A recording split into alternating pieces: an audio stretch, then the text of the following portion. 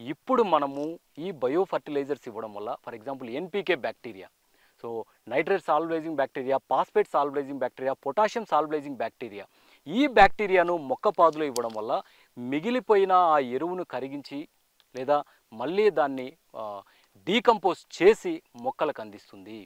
For example ఒక రైతు కాయ సైజు బాగా పెరగాలని విపరీతమైన పొటాష్ ఇచ్చేస్తాడు, జింక్ ఇచ్చేస్తాడు.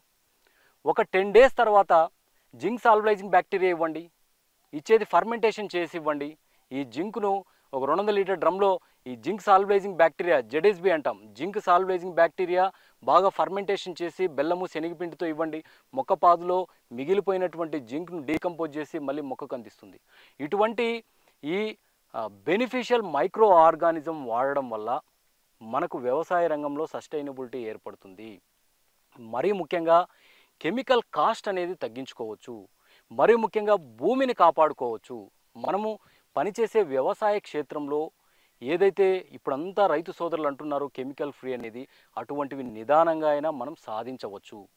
కాబట్టి బెనిఫిషియల్ బ్యాక్టీరియా అనేది మన వ్యవసాయ క్షేత్రంలో ఇంప్రూవ్ చేసుకోవడానికి లేదా పెంపొందించుకోవడానికి ప్రతి రైతు సోదరుడైతే ఖచ్చితంగా పాటుపడాలి.